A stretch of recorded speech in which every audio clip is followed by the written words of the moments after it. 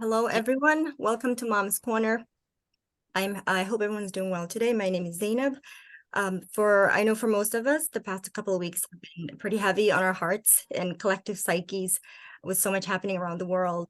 In fact, I contemplated canceling today's session, but I really wanted to surround myself with community and with all the unfortunate things happening around the world. I wanted us to be reminded of still to be grateful for all the blessings that we do have. So let's count up blessings and let's keep sending prayers. For those who are regulars on Mom's Corner, thank you for being here. And for those who are joining us today for the first time, welcome and thank you. And before we proceed, just a few housekeeping items. I want to remind everyone that as promised, we will share the link to the stipend at the end of our session. So please stay tuned for that. We do encourage you to participate in any way you are able to, either by opening up your camera and sending your questions and comments that way, or through the chat box to me, or just using the emoji features to express yourself. Please make sure to change the screen name to match the one that we'll be sending the stipend to, so we have the correct one. And if you do need help with that, I can certainly help you with that on my end. And don't be shy. This is a community space, and it is a judgment-free zone, so we encourage and welcome all questions. A brief introduction of Mom's Corner.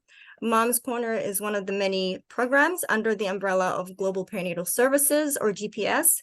And GPS is a nonprofit organization doing some amazing work and literally changing lives every day.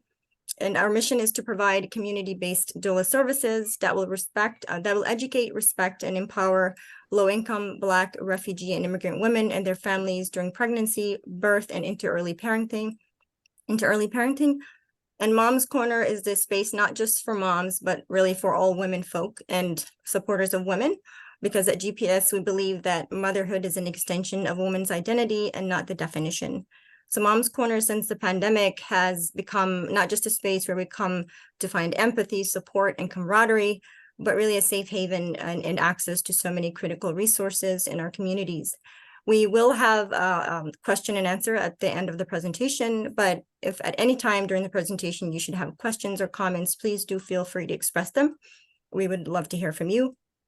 And we're just so grateful, as I said before, and honored to have Neelam here with us today. Again, she's practically part of the GPS family because whenever we extend her an invitation, she gracefully accepts it, and we really are lucky to have her. Our session today is about children and discipline, and I'm sure it's going to be a fruitful one, inshallah. And so without further ado, Sister Neelam, the floor is yours. Jazakallah. Thank you very much, Zainab. Assalamu alaikum, everyone. Okay. So first of all, thank you so much for the invitation to come and present to GPS. I'm honored that you consider me to be part of the family. Being within a family on any level is always a very warm and rewarding experience. So I feel very blessed and very thankful to be connected with you all. So for today's topic, I was asked to present on child development and discipline in particular. So inshallah, I hope that this session is beneficial. I hope for some mutual learning. And what I would like you to know is that I really feel that presentations such as this are most fruitful and beneficial if they're interactive. So please, if at any point you have questions or comments, feel free to raise your hand, pop them into the chat. Because I feel that the more that we can share our experiences and knowledge, the more educated we can become, and we can have some really beneficial takeaways from the session, inshallah. Okay, so forgive me for a second while I just share my screen.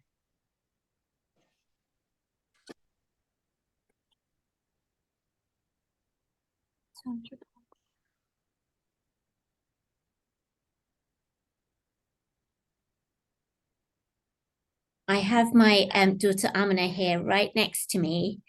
Mashallah, she is my tech support. So if you see like random fingers or arms outstretched, that will be hers. But yeah, she's definitely one of my huge supports. Okay. أعوذ بالله من الشيطان الرجيم بسم الله الرحمن الرحيم رب اشرح لي صدري ويسر لي أمري وأحلل عقدة من لساني يفقهوا قولي. Brothers and sisters, Assalamu alaikum wa rahmatullahi wa barakatuhu.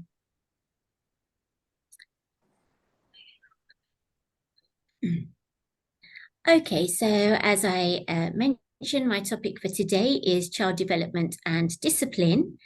This is a topic that is one of my favorites to present on. There's a lot of data and information out there that we can rely on and utilize when we think about our parenting strategies, or even if we're not parents, just to interact with the young people in our lives. And in addition to that, probably my most favorite part is the fact that, subhanAllah, our deen has so much information and so many resources and guidance for us around this. And so when the two meet up, I feel it is a beautiful unity.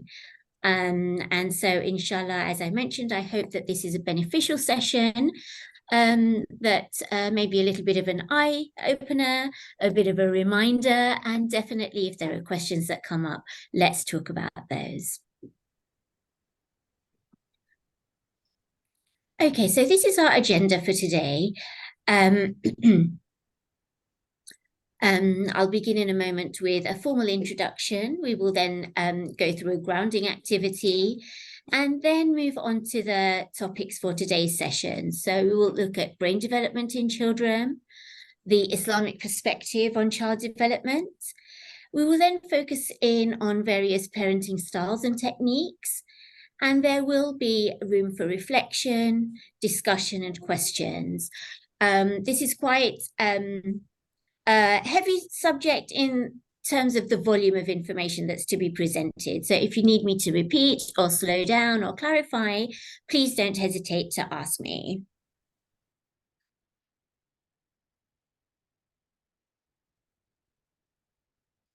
So my name is Neelam Khaki, and I work with API China, which is a Seattle-based nonprofit, and we serve survivors of domestic violence, sexual assault, and human trafficking.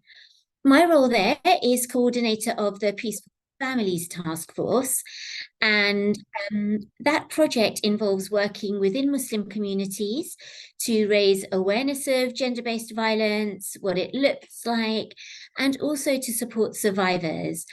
And I know this topic can sometimes seem a little taboo, a little heavy, and sadly, domestic violence and sexual assault impact the Muslim community at the same rate as they do the general population. So between 1 in 3 and 1 in 4 women will have or is currently experiencing one of those forms of oppression.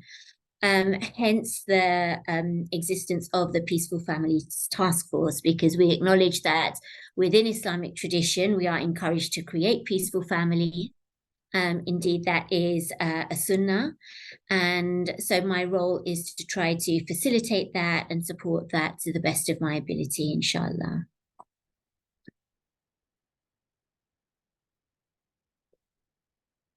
Okay, so let's begin with our centering activity. I'm going to begin with the last few ayahs from Surah Al-Ibrahim.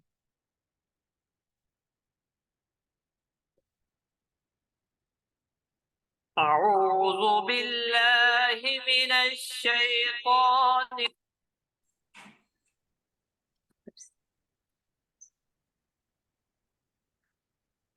أعوذ بالله من الشيطان الرجيم بسم الله الرحمن الرحيم الحمد لله الذي وهب لي على الكبر إسماعيل وإسحاق إن ربي لسميع الدعاء رب اجعلني مقيم الصلاة ومن ذريتي ربنا وتقبل دعاء ربنا اغفر لي ولوالدي وللمؤمنين يوم يقوم الحساب.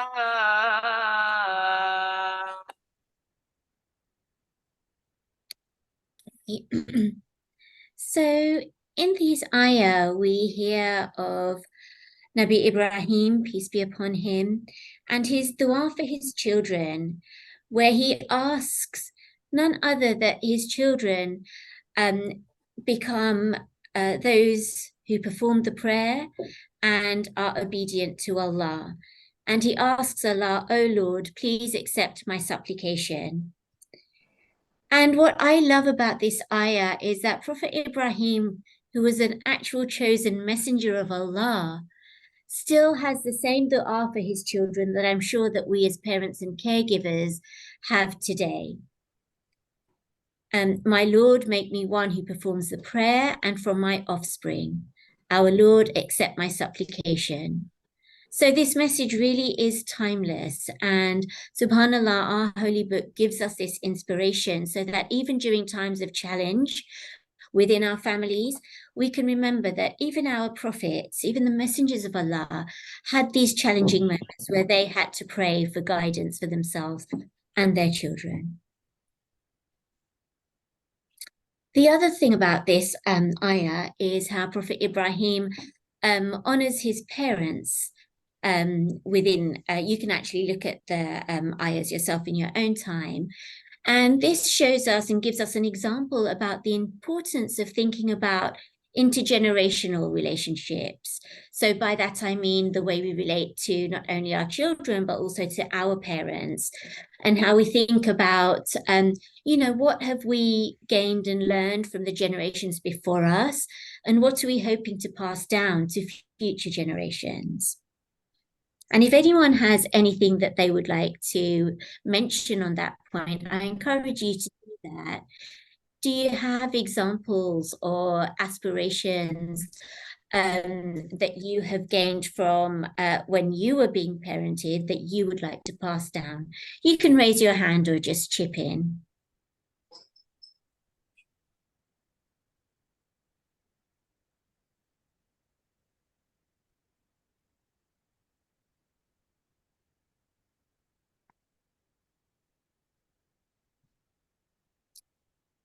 Okay, that's fine. And if anything comes to you later on, do feel free to pop that into the chat. Okay, so let's begin by looking at, sorry.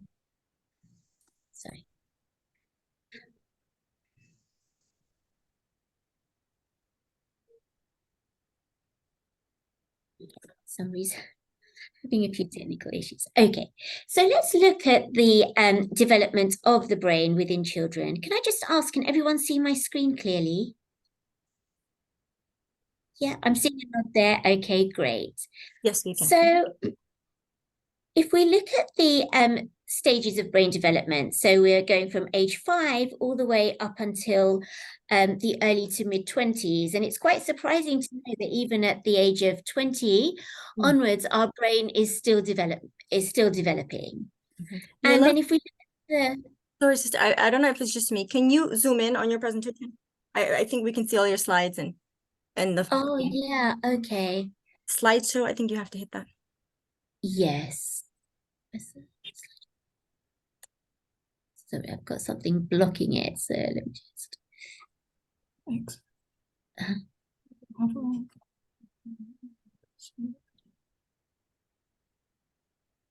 you see slideshow? Oh, here we go. Yeah. Sorry about that. Oh, no, yeah, I do that all the time. Yeah. Yeah. Slide.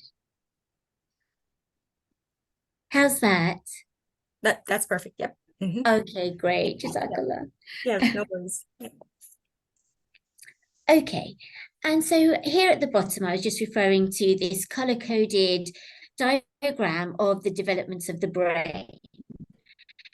So where we see the yellows and greens, it means that, and the sort of, yeah, you can see it here on the screen, on the key there, that the yellow and green areas indicate that the brain is more dense, and with the development and with aging, it becomes less dense and it turns into the kind of bluey purplish shades.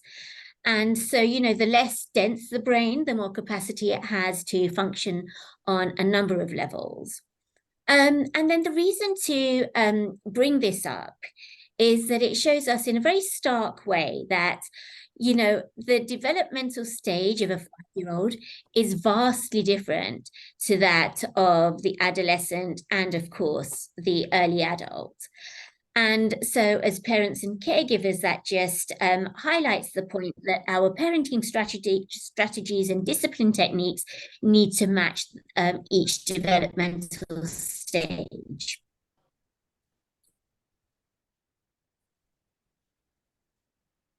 So let's have a look at the various parts of the brain.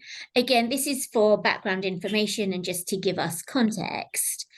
So we looked at the temporal lobe, which was the very basic, the first stage that develops within a baby or a child. So the temporal lobe controls language, behavior, memory, and hearing. So although that not all of those are truly refined in the early days, certainly, babies can hear, they have the capacity for memory, and as they grow, they can understand language, as we know, and have some idea about their behavior. If we're talking about the toddler years, for example, we can certainly begin and explain to them what type of behavior is appropriate and inappropriate. The frontal lobe, this develops obviously later on in sort of adolescence onwards, when we're thinking about the skills of problem solving, emotional regulation, reasoning and judgment. And, this does vary. There's no hard and fast rule as to, which precise age this development occurs. It really does vary from one individual to another. But this gives us a broad idea of what to expect at each stage.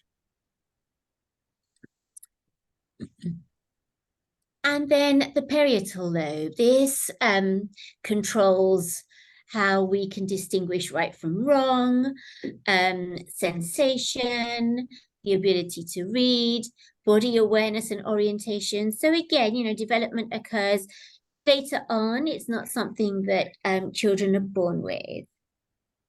The occipital lobe controls our perception of vision and color perception.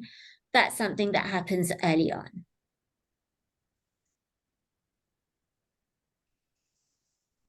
Are there any questions around any of this on the various parts of the brain or brain development in general at the moment?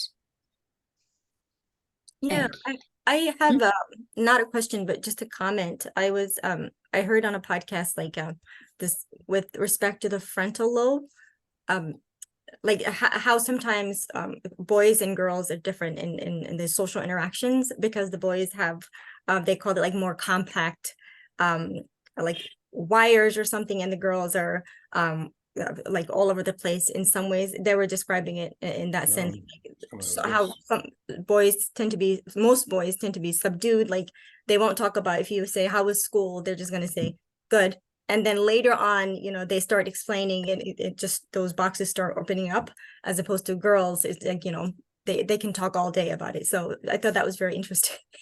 Just the neurological makeup of it. Yeah. Yes, and thank you for sharing that. It's really useful to hear about that sort of chemical makeup that you mentioned. So thank you.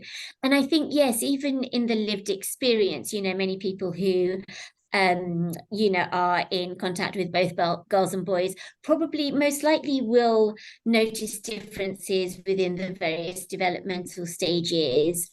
And I believe that there's also there's research to suggest that girls just tend to be more naturally inclined towards speech and expressing themselves through words. And you know, that's definitely indicated. And you know, I would imagine that once both girls and boys have reached the peak of their development, or the sort of end of their development, then it probably levels out. But certainly there are periods of development where, yes, you know, girls may demonstrate more of one thing, whereas boys may demonstrate more of another. Yeah. And this is also reflected in a sense within our Islamic teachings. It's a little bit of an abstract example, but even if we think about the age of bulugh for girls and boys, you know, girls do mature earlier than boys do. And that could also be because they are more well equipped at that time. They can express themselves. You know, they are more social beings earlier on than boys may be. So, you know, subhanAllah, our deen ties it all in so beautifully. Yeah, absolutely. Neelam, thank you. That actually reminds me, I wanted to ask if the reason why the Prophet ﷺ had to wait until he was 40 to receive revelation, if it had anything to do with this. I'm sure in some ways it does, like, you know, he's growth and development at that stage versus having it revealed before that age. You know, that's a great question. And you know, it's not something I've reflected upon actually too much, but that would make sense also. And we will explore this further on in the presentation. But, you know, our life circumstances can also have an impact on how we navigate the world, how we navigate ourselves. So it could be a combination of both that natural development, but also the circumstances within which Rasulullah did find himself. So, you know, at that age of 40, that was really the optimum time for him to receive revelation. Jazakallah, thank you. Already this conversation is so fruitful. Thank you. Okay, so let's take a little bit of time for reflection. And I do urge people to share. There's no right or wrong answer. And as I said, this is really just out of curiosity.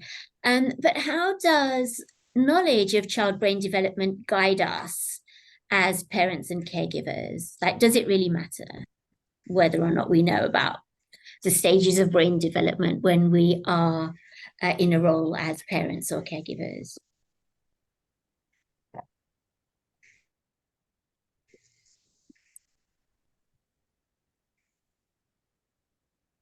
Yeah, I know for me it matters because I want to know, you can't like discipline one child the same way as you do, or you have to know the kind of discipline you would implement with each child, or what stage to do that. Mm-hmm. Absolutely. It is such a helpful tool for us because I speak, you know, I'm speaking about myself as well, you know, in the early days, or, you know, when you're still inexperienced, as a parent, you may have kids who may be a few years apart, but you may not realize the nuance between their brain development stage, or, you know, or even their personalities, and may just try to utilize the same techniques. And then be puzzled as to why you get different results. And so knowledge of that child's brain development is really helpful because it makes us realize, actually, my 2-year-old is not ready for this conversation or for this discipline strategy. Or my teen is now entering into adulthood. I don't need to treat them as I did when they were 5. They have the ability to understand. We can actually have an open conversation. You know, things are not so much, for example, a taboo anymore. They're coming across this information at school. I need to get in there and be a friend to them. So this knowledge really is invaluable when we are thinking about how we practice our family relations and how we navigate them. And so on that note, you know, what are your experiences from childhood or as a parent? You know, what kind of parenting style did you experience growing up? And have you adopted any of those, or are you trying out something different? as a parent or caregiver. And again, no judgment, everything here is confidential, so please feel free to share.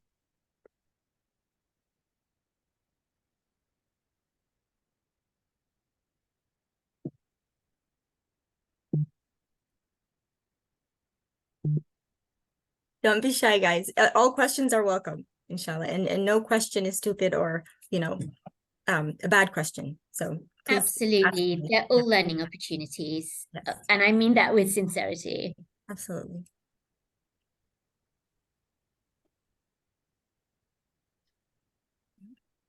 Yeah, Neelam, I know that in my household,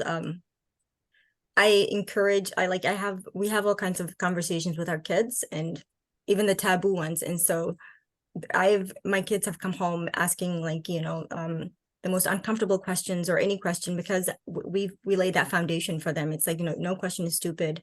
You can ask anything you want. And sometimes they ask questions about Allah, like, how does Allah look like? Our middle child will be like, he would preface it with like, you said any question is okay, right? No question. I'm like, yeah, of course. And he's like, oh, well, I thought this is how Allah looks like. This is how I imagine him to look like. And then that just really, it opens up the door to so many like amazing questions and conversations. And so I just at this stage be like, okay, no question, like no questions off limits. Thank you for sharing that. That was a beautiful example. And you're right. Sometimes we may be a little daunted or taken aback by certain types of questions. We talked, you mentioned the label taboo, but really it's a fantastic opportunity for clarification. So, that could have been, the question about what does Allah look like could have led to a really productive conversation about, oh, well, Allah has not made himself visible to us. But tell me, what do you think are some of the qualities of Allah? What are some of the attributes? Is he kind? Is he gracious? And which one of those should we try to copy, depending on the age of the child? So we can always bring something constructive into these questions that come from the children and send them away feeling satisfied that we've answered them, and really just building, just adding extra bricks to that sort of sense of trust and belonging. Would anyone else like to share any experiences from their childhood or as a parent? Chanel, Sister Chanel, I see you've raised your hand. Please go ahead. I haven't been in the room very long, but this is one of the main topics I'm very passionate with, having multiple children. And one of the things that I've recognized with the several generations that raised me, several women in my life, that apologizing was never something that adults needed to do or was ever expected to do. And I've even had conversations with parents that are the same age as me, and they felt like it was wrong for them to be seen by their children in a vulnerable space to actually apologize. And if there's one thing that that's come easy for me, is to be very transparent with my children when I've wronged them, or, I've misunderstood what they had to say, and just apologize. And I've always put in the caveat that, like, just because I'm apologizing does not mean they have to forgive me right at that moment because I'm the parent. So it's the one thing that I think I've gotten a really good grasp on, and has done differently for my own upbringing. And I hope that it's impacted my children enough. MashaAllah, Chanel, that was absolutely beautiful. You covered so much in that. And, one of the points that really resonated with me, particularly given the work I do, is when you spoke about not being afraid to apologize to your children if you have, wronged them in some way. And, coming from a background where, and I'm sure I'm not the only one, but adult privilege and power was very much a foundation of family interaction. You weren't supposed to answer back, and showing respect was sometimes confused with just being submissive. And that's not always necessarily the most productive way to be. As a parent, it can impact a child negatively. And so to hear that you are consciously trying to avoid that and respect your children and give them the space that they need is absolutely wonderful. Thank you for sharing.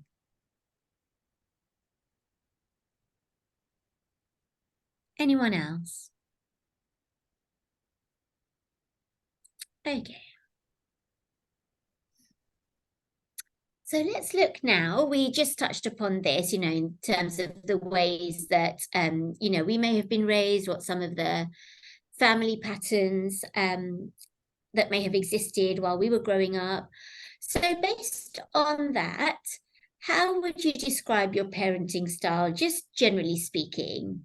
By that I mean, are you fairly close and open with your children in terms of conversation? Are you more of a rule follower? What are your expectations in that respect from your children? What are some of the discipline strategies that you employ? And where does all of that stem from? How about this? Ray, how about if anyone here would describe their parenting style as being quite strict with their children, why don't you raise your hand if you feel comfortable?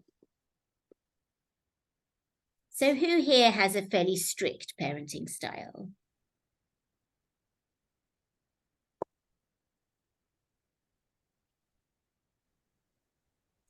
Okay. Sorry, I'm having technical difficulties. Sorry about that. That's okay. That is the bane of my life. So I completely understand. Okay, so I'm not seeing many raised hands. Okay. Let's move on to the next option then. Who feels that their parenting style is quite relaxed? By that, they feel that their kids are quite comfortable around them. They feel that they have an open relationship. Conversations are quite productive and constructive. Okay, I see one raised hand. Wonderful.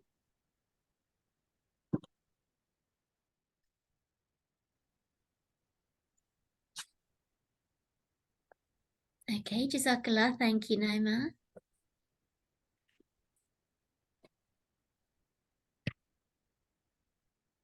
Okay. Who feels that their parenting style is extremely relaxed? They trust their children. They may be older adolescents to do pretty much what they want. They're not too, they don't really watch over them as much, and let them kind of tend to themselves for the main part. Okay. Have a raised hand from Naima. I'm not sure if that's still from the previous question, but and this is another point actually. You may find yourself raising your hand for more than one option, and that's completely fine.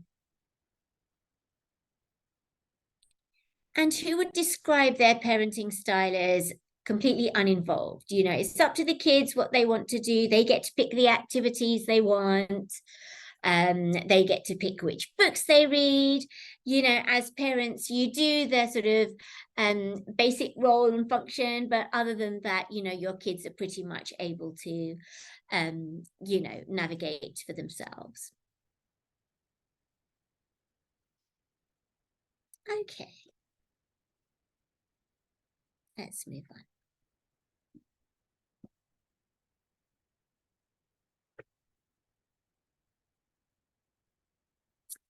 Okay, so this is a brief diagram on the various types of parenting styles. So there are 4 of them: authoritarian, authoritative, permissive, and uninvolved. So authority, and these basically cover the questions that I asked on the previous slide. So just to solidify those ideas. Authoritarian style of parenting is where the focus is on obedience, punishment, and discipline. So things are very rigid. There's not much room for painting outside the lines. Everything is very well set. Expectations are made clear, and consequences are also made clear.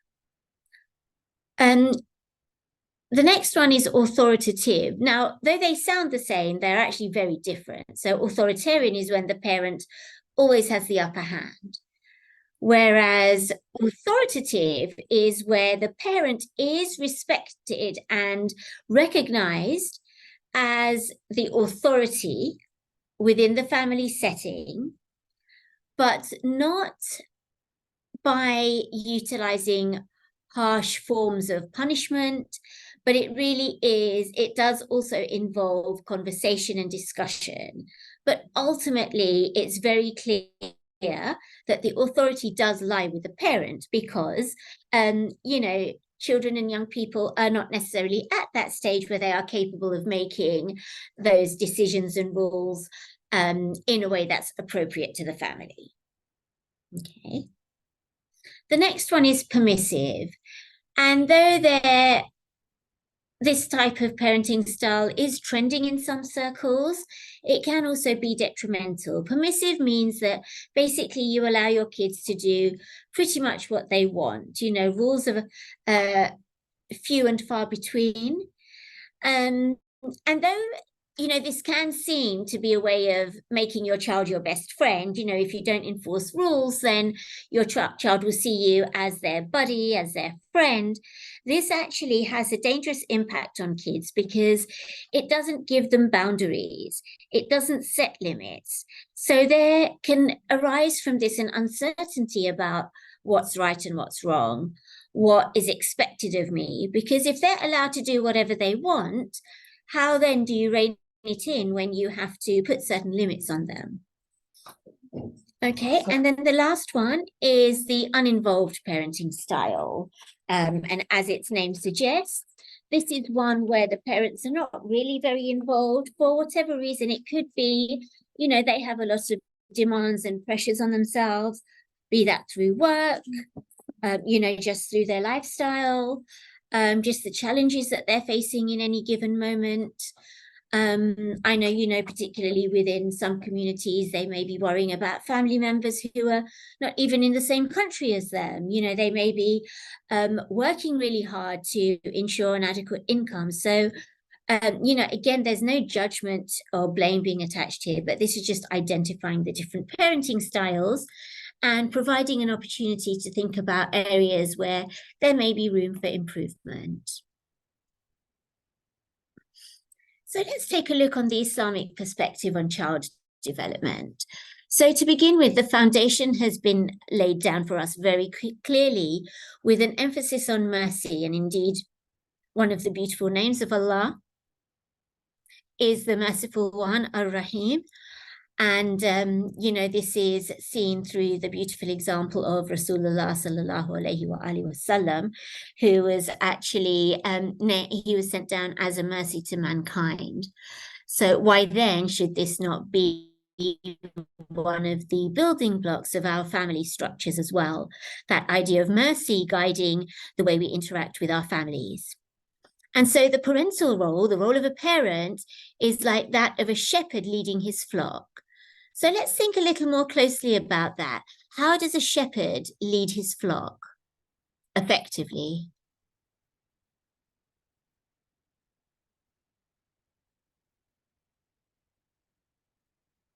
Okay, so a shepherd, it's rare for us to see a shepherd mistreating his sheep.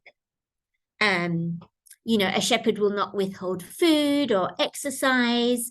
They won't use physical violence towards their animals.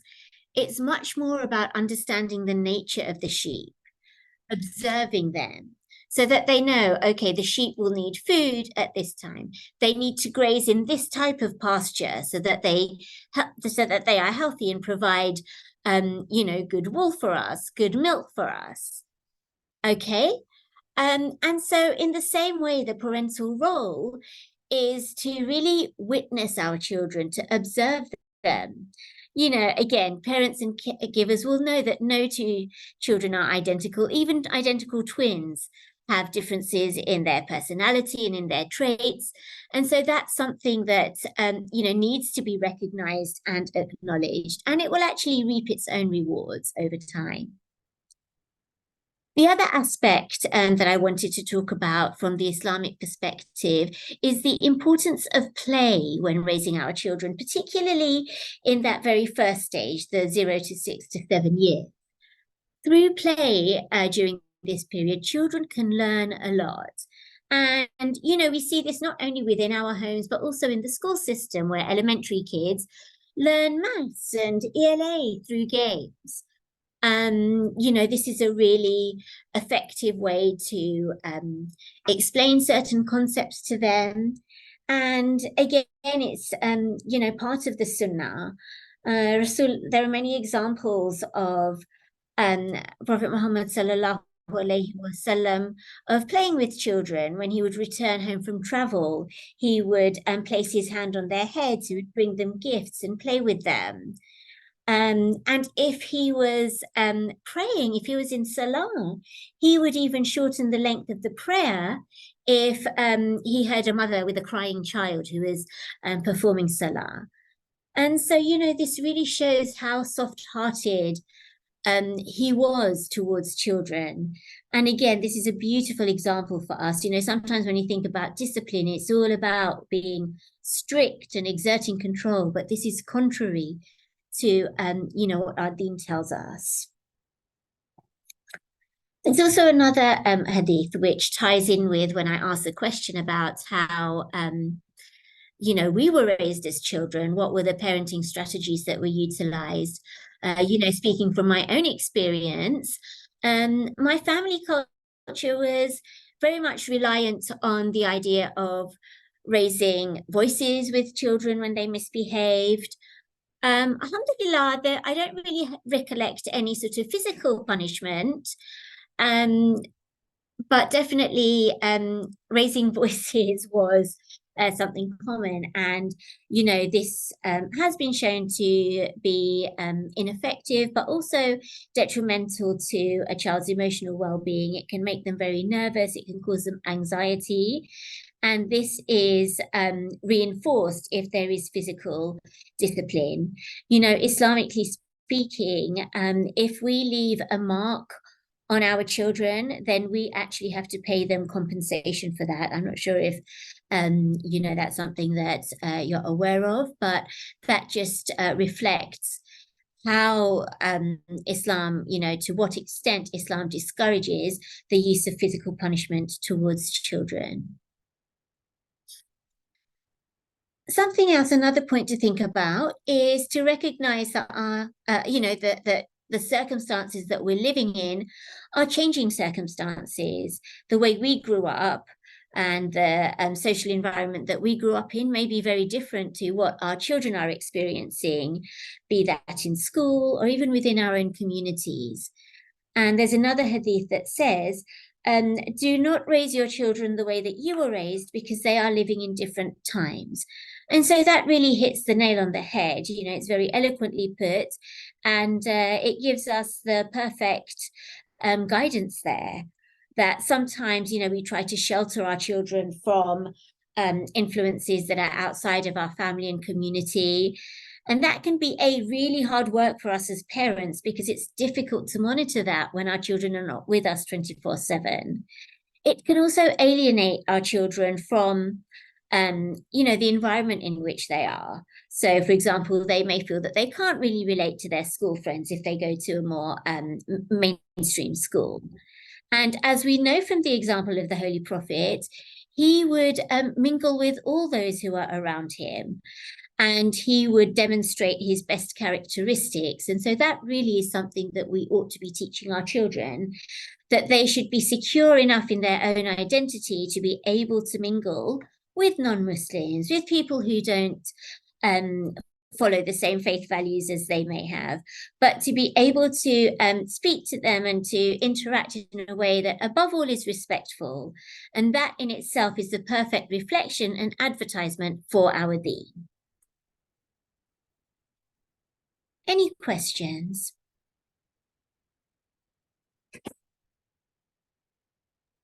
Yeah, I have no questions, but just some comments about what you said, Neelam, about our kids interacting with kids who are not Muslim at school.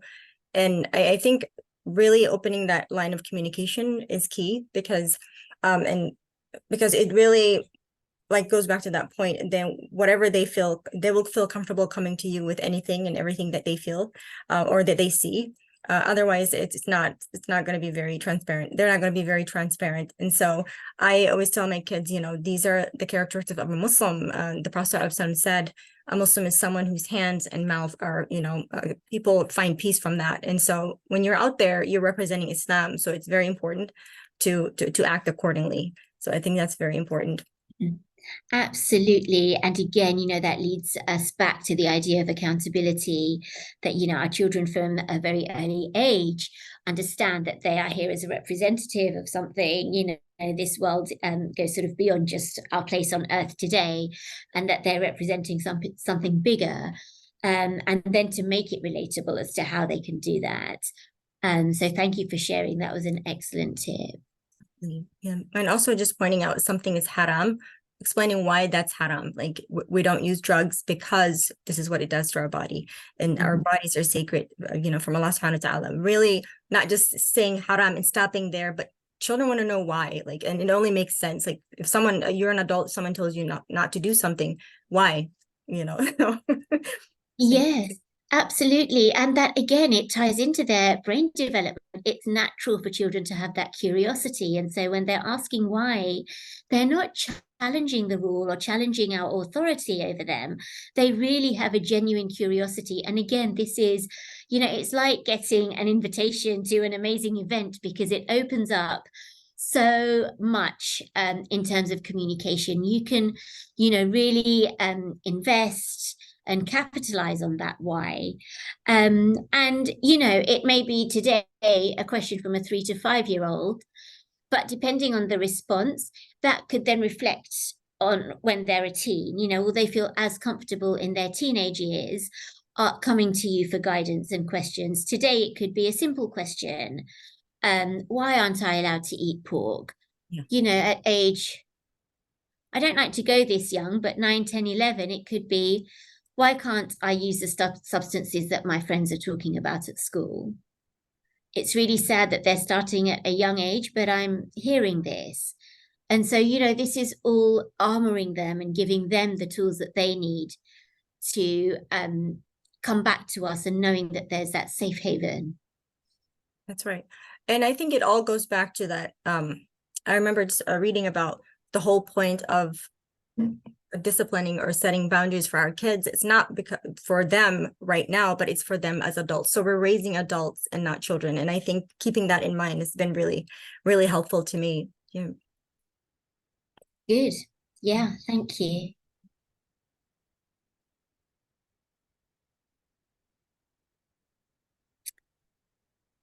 Okay. So, I think I jumped a little bit ahead before my slide came up on this, but so just to reiterate, so the Islamic perspective is that there are 3 stages of child development, the ages that I mentioned previously. So in the first stage, we treat them like a king. So this again is where we are meeting their needs, because, you know, a good subject is one who is there to serve their king, to meet the needs of the king. And so in the same way, you know, we are there to serve our children in the early years of their development. And yes, it is exhausting. But, you know, we can see it, we can view it as a blessing for Allah. You know, we've been entrusted with an amana from him. He has obviously trusted us enough to lay the duty of being a parent or caregiver. And, you know, sometimes thinking along those lines can really help us sort of deal with not only the overwhelm, but also again remind us, okay, I need to use the qualities of Allah when I'm going through the challenging situations. Then the age of 8 to 14, this is where you treat them as a subservient. Sometimes it's referred to as a slave. And again, this is not harsh treatment or bullying or bossing them around. You know, we already have, as parents and caregivers, that level of adult privilege and power that is manifest, and it exists in, you know, the majority of families to some degree. So it's not to mistreat them, but it's to provide guidance. You know, somebody that we are in charge of is somebody who is entitled to guidance from us. It's as though we have an apprentice or a trainee. And then 15 years and above, we treat them like a friend. There is an approach here now where we're moving towards a more, if not equal, but a more equitable relationship. We have more in common. You know, we may share the same adult sense of humor, for example. We may share commonalities in what we like to read, favorite authors, favorite hobbies. So the playing field is a little more level, and that's reflected too in the way we interact with our young people at this stage. Are there any comments or questions at this point? Any clarification that's needed?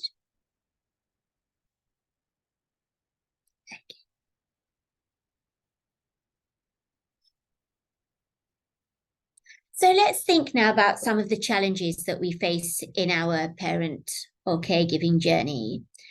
So these are some of the main, and you know, all of these can be broken down into further subsets and categories. So I'm just going to go broadly into them due to the time constraints.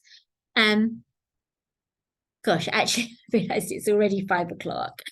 So I will just cover this quickly and then fast forward. So when we're talking about misbehavior, you know, just to reiterate, you know, what I've already said, it's something that we all do experience, and it's totally within our control as to how we respond to that. You know, we outlined the various parenting styles, and so it's up to us to choose which one is going to work best in our family. Then we think about guilt versus shame. So, you know, sometimes if we do something wrong, or if we witness our kids doing something wrong, it's very easy to feel shameful about that. Like we feel that we as a person are not good enough because we did something wrong. Or we communicate that to our children. For example, you're a really naughty girl for taking your brother's bag without asking. How does that make the child feel? I've just told my child, she could be 3 or 4, you're a really naughty girl, or you're a really bad girl for doing that. So that child is going to believe that they're bad, because the person that they trust and whose judgment they follow has just told them that they're a naughty boy or a naughty girl or a bad person. Okay, so that is called shaming. Instead of shaming, we should be, well, the alternative is to use guilt. Now, they may sound the same, but this is the difference between guilt and shame. Whereas shame is attacking the person, guilt is criticizing the act. So I saw that you took your brother's book without asking, and I know you know that taking other people's things is not the right thing to do. Let's talk about this, or shall we talk about why this happened? Who detected a difference between the two approaches? You can just raise your hand if you did. Okay, so with guilt, we're attacking the person. You are a bad girl or a naughty girl. So with shame, we're attacking the person. You are a naughty girl. With guilt, we are criticizing the act. Taking someone's things is not a good thing to do. So that way you can open up the question, talk about why it's not a good thing to do. How does it make that person feel when you take their things? What does Islam tell us? Okay, and so they understand it, but they still, we're not attacking their integrity as a person. Then let's think about methods of punishment. And there are several, which I will touch on. But the one thing I did want to emphasize once again is that physical punishment is, it's forbidden within Islam, especially extreme forms of it. And it's definitely not something that is recommended according to current scientific data. Okay, so the impact of punishment versus discipline, and you can read the different points here for yourself. So just to summarize it, whilst punishment gives an instant reaction, discipline is a much more far-reaching strategy, and it definitely yields better results than punishment, which is detrimental to both the physical and emotional well-being. And with physical punishment or punishment in general, the child is less likely to use their thinking logical brain because they're just acting out of impulse. Because if they're threatened with physical violence, they're just going to try and protect themselves. They're not thinking logically, they're thinking from a very emotional point of view, instinctive. Whereas discipline is guided by reason and understanding. I will send you the link to this video, Zainab, in order that you can share it at the end. Yes, please. Yep, inshallah. Thank you. Yeah. Okay. So here we're just going to talk a little about skill building, as I mentioned, just a recap to model the desired behavior. This is a really good training ground for us as adults as well, because we can sit down in advance and think about, okay, what behavior do I want to see from my children? And be honest, am I modeling that? If I'm having a disagreement with my husband, am I being respectful, or are we both raising our voices, using bad language? And if so, what example is that setting for our children? The next one, natural consequences. Okay, you didn't do your laundry when you were supposed to. That means now your soccer kit's not ready for your game. What are we going to do to avoid that happening again? And how are you going to fix this problem? Positive reinforcement, 2 weeks later. Great, you did your laundry on time. I'm really pleased with you. We have a little bit of spare time. Let's go and get an ice cream. Okay, positive reinforcement. When they do something good or something that we want to see more of, do something that's going to encourage them to repeat that behavior. And then time in versus time out, which I've already mentioned. Time out is definitely out of favor at the moment. And instead, there's a recommendation and encouragement for time in, where you take your child close to you, and even physically snuggle up and talk about, look, you know what happened? Can we just talk a little bit about that? And, just take that gentle approach, a shepherd leading his flock. Once again, I will send the videos afterwards.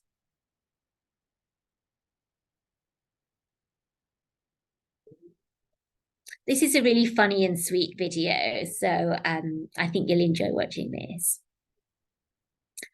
And if there's anything that has come to mind from anyone about using these skills that we talked about to address challenging behavior, do feel free to share in the chat or come off mute and share, on speaker. And this brings us into questions or comments.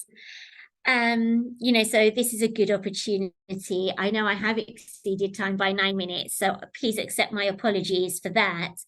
But if everyone here is, would like a minute or so, then I'm definitely open to that. No worries, Neelam. We usually go over the hour, so you're okay.